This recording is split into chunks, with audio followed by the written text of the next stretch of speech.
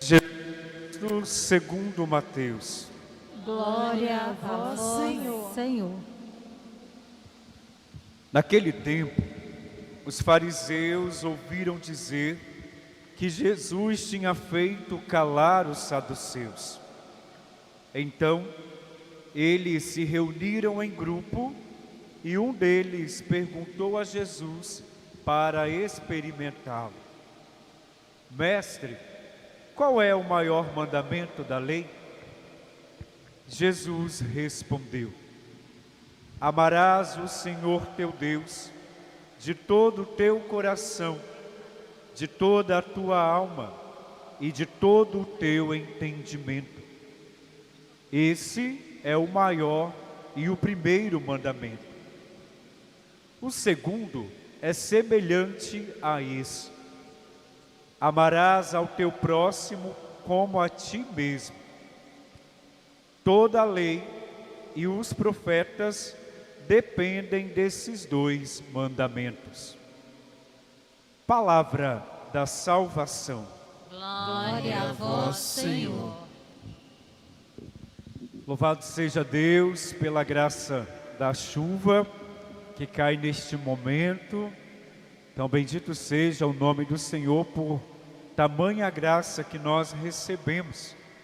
E de modo especial os nossos irmãos, do interior, da zona rural, estavam precisando muito desta chuva, pois estava muito seco por aí.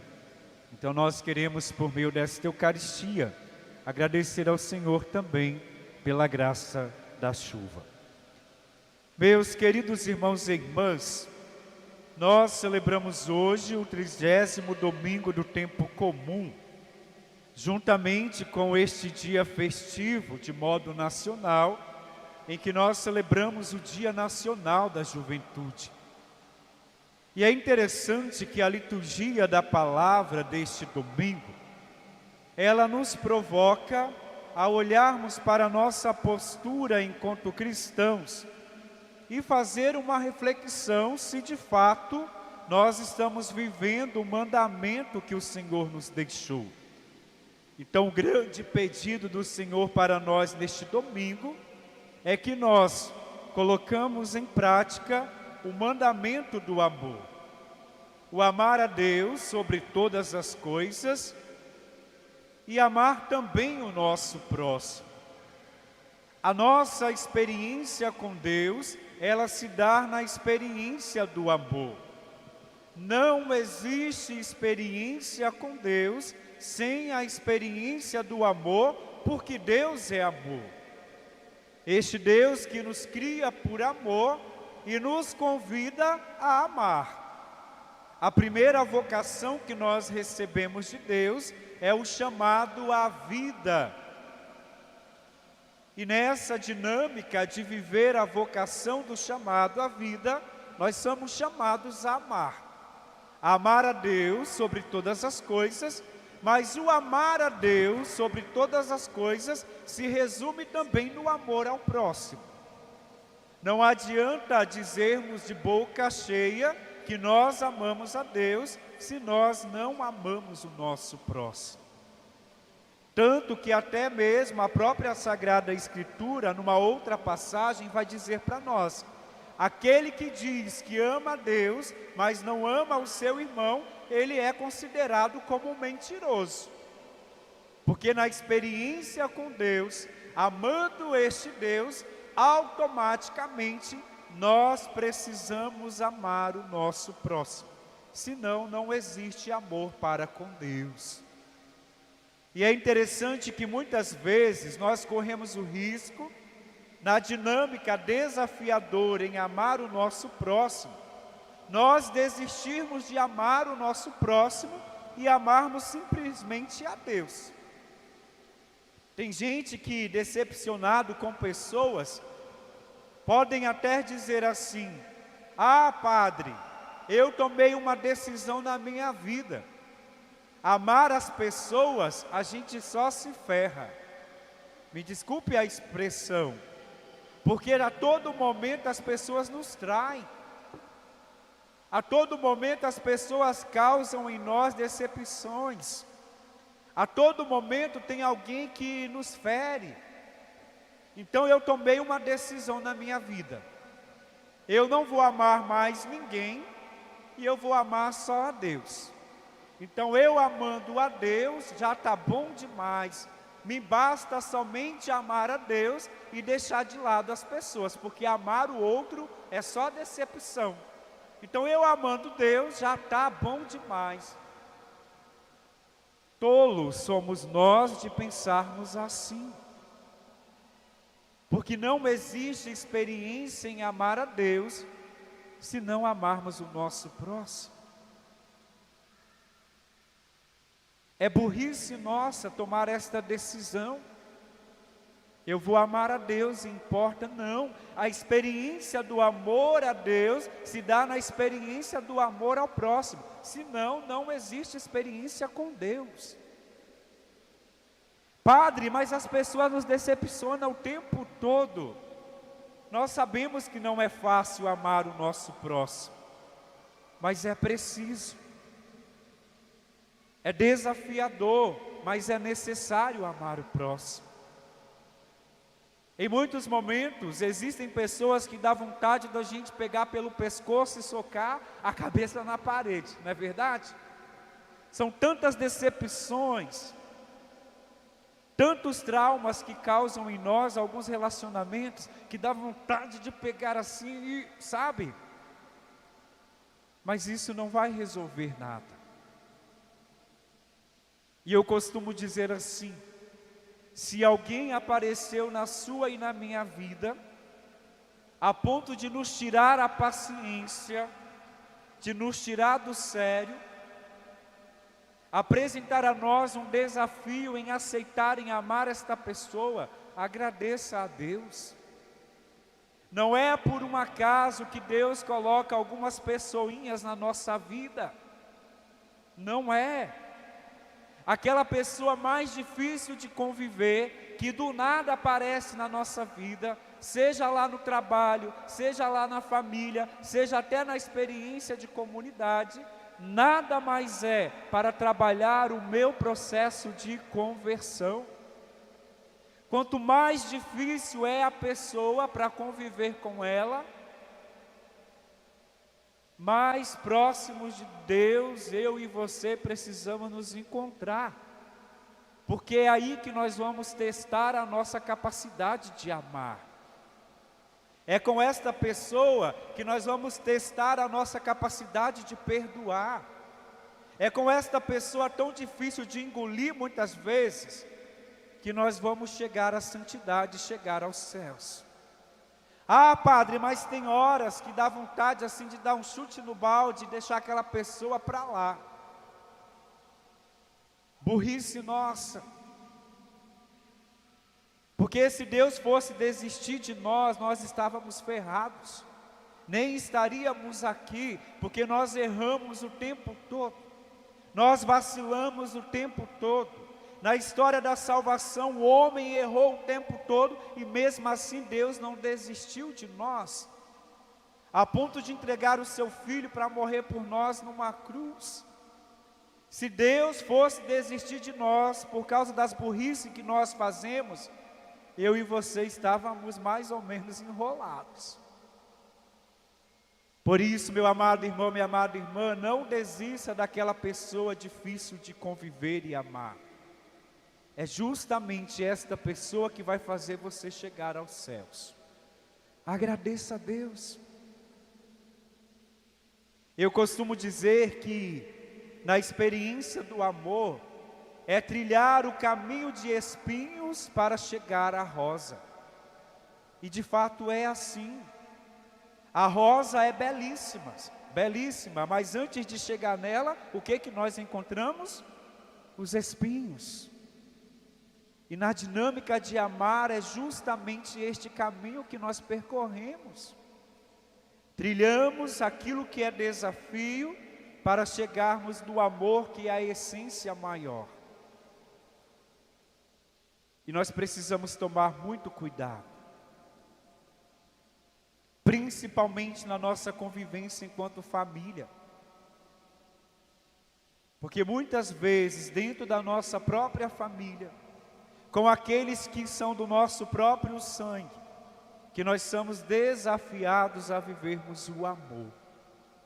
Tem gente brigando por herança por aí, como se a herança fosse resolver todos os problemas do mundo. Tem gente engolindo o outro da família por causa do poder, por causa de lugar de destaque. Para que isso? Isso não vai levar a lugar algum. Ao contrário, além de trazer em nós machucaduras, feridas que nós carregamos para o resto da vida, corremos o risco de perder a eternidade. Precisamos amar, e amar é aceitar o outro do jeito que é. Porque quando eu aceito o outro do jeito que é, quando eu respondo à ameaça do outro, à calúnia do outro com amor, ao mesmo tempo que a vida daquele outro está sendo transformada, a minha vida também está sendo transformada. O problema nosso é que muitas vezes, quando alguém bate de frente conosco, o que a gente quer fazer? Pagar com a mesma moeda. Nós somos vingativos. A vingança não irá nos levar a lugar algum. O mal não se paga com mal. O mal se paga com bem e com muito amor. Quanto mais eu amo, mais cura e libertação acontece no meu interior. Quantas pessoas estão travadas psicologicamente, emocionalmente, até fisicamente, por falta de perdão. Tem gente que está doente porque carrega ódio no coração do irmão. Tem gente travado que não está nem andando direito. Eu até brincava hoje, a irmã Ivonete me acompanhou nas missas hoje, que eu estou com um probleminha aqui no ombro. O doutor Rafael está me acompanhando, e esses dias eu ficava refletindo, caramba, eu até parei de malhar alguns exercícios, segundo as orientações, tomei uma injeção de dose única, 14 dias de antibióticos, e esse negócio não resolve. Aí eu pensei, será que não é algo emocional e psicológico não, Padre Edson? Porque muitos de nós estamos doentes por falta de perdão. Tem gente que carrega um ódio tão grande das pessoas, que tem um desejo de vingança tão grande, que o nosso corpo não é capaz de suportar, e aí ele vai expulsar de alguma forma. E é por isso que muitos de nós estamos doentes fisicamente, falta de perdão. Porque o perdão cura, o perdão liberta, o perdão nos traz leveza. Estamos doentes. O perdão não faz bem para aquela pessoa que eu preciso perdoar. O perdão faz bem para mim que decido perdoar. O remédio, muitas vezes, de muitas doenças, está no coração limpo, sem ódio, sem rancor e sem ressentimento. E foi justamente isto que viveu a comunidade de Tessalônica na segunda leitura. A ponto de Paulo agradecer a Deus pela postura daqueles irmãos da comunidade de Tessalônica. Desde domingo passado nós estamos acompanhando esta carta que Paulo escreve à comunidade de Tessalônica. E Paulo fica encantado, porque muito mais do que ouvir a palavra de Deus, muito mais do que está ali na igreja, na comunidade, aquela comunidade no dia a dia vivia o Evangelho. Padre, de que adianta nós estarmos aqui todos os domingos? De que adianta nós conhecermos a palavra de Deus? De que adianta andarmos com uma camisa, com uma estampa dizendo assim, perdoar 70 vezes 7, se a gente não conversa com o irmão da própria casa há anos? De que adianta vir aqui celebrar bonito, cantar bonito, ser ministro da Eucaristia, ser catequista, fazer, eu sirvo a comunidade há anos, mas também está sem conversar com o irmão há anos? De nada adianta a nossa experiência de fé. Muito mais do que professar a fé aqui dentro da igreja, é lá fora, é amando o nosso próximo, é acolhendo quem precisa, é perdoando a cada dia. Aí sim, nós vamos estar colocando em prática aquilo que Deus quer. E é justamente isso que Jesus responde aos fariseus, quando ele fala do mandamento do amor. Porque os fariseus seguiam as leis à risca, tinham rituais para tudo. Os preceitos religiosos eles conheciam todos, mas no dia a dia não viviam o amor. E de nada adianta então conhecer os preceitos religiosos, vir à igreja, se nós não somos capazes de amar o nosso irmão e a nossa irmã. Então, meus queridos irmãos e irmãs, chegando ao final desta reflexão, vamos pedir ao Senhor que nos dê a graça de amá-lo acima de todas as coisas. Amar a Deus, como nos pede o mandamento, é colocá-lo acima de todas as coisas, em primeiro lugar em nossa vida. Mas esse mandamento se resume no amor ao próximo, então vamos pedir a Ele que nos dê a capacidade de amar. Não desista daquela pessoa que te tira do sério, reze por ela. E quando ela vier com facas, com espada, com revólver, com palavras ofensivas, devolva amor, dê amor, que você vai desarmar esta pessoa. Talvez o nosso mundo precisa disso. Nós estamos vivendo um mundo de competição e não de amor ao próximo. Enquanto nós ficarmos competindo, batendo de frente, o mundo não será transformado. Não é o mundo que tem que mudar, é nós que precisamos amar, aí o mundo será transformado. Que o Senhor nos ajude então a vivermos o amor no nosso dia a dia.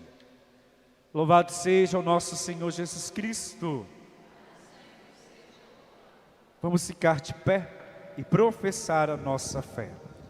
Creio em Deus Pai, Todo-Poderoso, Criador do céu e da terra, e em Jesus Cristo, seu único Filho, nosso Senhor, que foi concebido pelo poder do Espírito Santo, nasceu da Virgem Maria, padeceu sob Pôncio Pilatos, foi crucificado, morto e sepultado, desceu à mansão dos mortos, ressuscitou o terceiro dia, subiu aos céus, está sentado à direita de Deus Pai Todo-Poderoso, de onde há de vir julgar os vivos e os mortos.